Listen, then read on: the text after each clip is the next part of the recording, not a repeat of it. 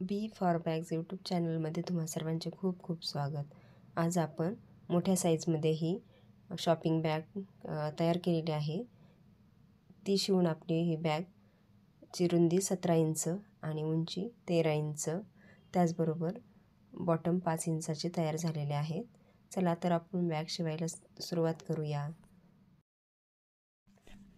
प्रथम आपण या कापडाला नॉन ओव्हन जोडून घेतलेले आहे। त्याची रुंदी 18 इंच आणि लांबी 32 इंच घेतलेली आहे। त्याचबरोबर चेनची लांबी 18 इंच घेतलेली आहे।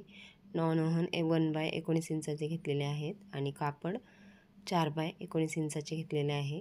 ते आपण अशा प्रकारे फोल्ड करून दोन्ही बाजूने त्यावर शिलाई करून बंद तयार करून घेऊया।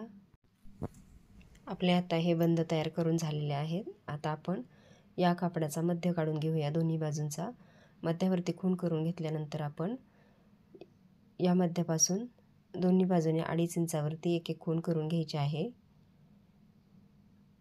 आणि ही केलेली खूण आपण त्याच्या साइडने आपण हे बंद जोडून घ्यायचे आहेत दोन्ही बाजूने। दोन्ही बाजूंना आपले आता हे बंद जोडून झालेले आहेत। आता आपण चेन जोडून घेऊया। त्यासाठी आपण चेनचे हे दोन्ही पार्ट वेगवेगळे करून घ्यायचे आहेत आणि उलट ही चेन आपण यावर दोन्ही बाजूने एक एक पार्ट आपण शिवून घ्यायचा आहे। आपण आता या बॅगला चेन जोडून घेतलेली आहे। आता आपण 2 इंच रुंदीची एक पट्टी घ्यायची आहे आणि 18 इंच लांब ही पट्टी आपण त्या जोडलेल्या चेनच्या शिलाई केलेल्या भागावर पुन्हा जोडून घ्यायची आहे। आता ह्या दोन्ही बाजूने आपण ही पट्टी जोडून घेतलेली आहे। ते आपण आता असेच फोल्ड करून बंद पण अलीकडे ठेवून आपण त्या बंधांवरून पूर्ण भागाला दाबटीप घालून घ्यायची आहे दोन्ही बाजूने।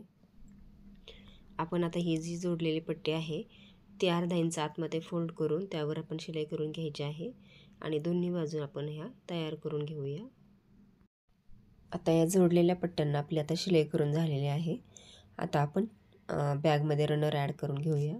त्यासाठी आपण खूपच सोपी पद्धती चेन लावण्याची बघणार आहोत। त्यासाठी आपण हे चेनचे दोन्ही पार्ट दोन्ही साईडने सरळ करून घ्यायचे आहेत आणि सरळ करून घेतल्यानंतर आपण त्यामध्ये एका बाजूने एका तारेतून हा रनर आधी ओवून घ्यायचा, नंतर आपण ही दुसरी तार त्यामध्ये घालून घ्यायची आणि दोन्ही तारा हातात पकडून आपण हा रनर सहजच आपल्याला बसवता येतो।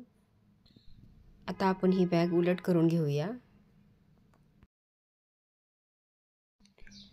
आता आपण हे चेनचे दोन्ही पार्ट एकमेकांना जोडून पिनअप करून घेऊया आणि त्याचबरोबर आपण हे पूर्ण भाग पण हा सरळ व्यवस्थित करून पिनअप करून घेऊया। दोन्ही साईडचा भाग व्यवस्थित पिनअप करून घेतल्यानंतर आता आपण बॉटमच्या साईडने याला थोडासा कट लावून घेऊया, त्यामुळे आपल्याला बॉटम तयार करायला सोपा जाणार आहे।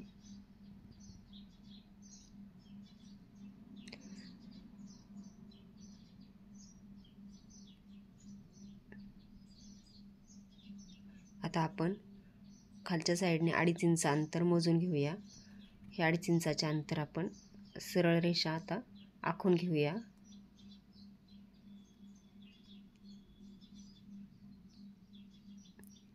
आता ही मारलेली रेषा आपण फोल्ड करून घेऊया आणि पिनअप करून घेऊ।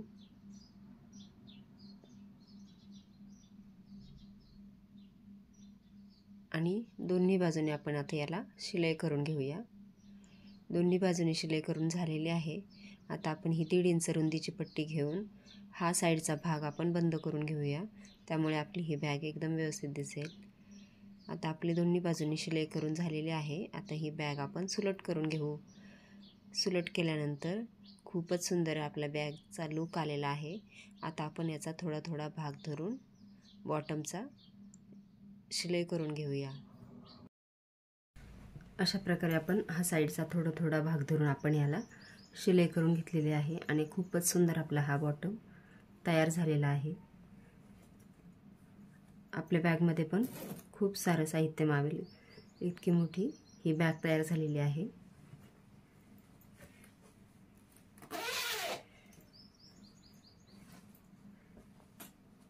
आपण या बॅगचा उपयोग हँडबॅग किंवा शोल्डर बॅग, शॉपिंग बॅग म्हणून सुद्धा करू शकतो, कारण या बॅगचे बंद हातात धरून पण आपण वापरू शकतो आणि खांद्याला अडकवून पण हिचा वापर करू शकतो। व्हिडिओ पाहिल्याबद्दल खूप खूप धन्यवाद।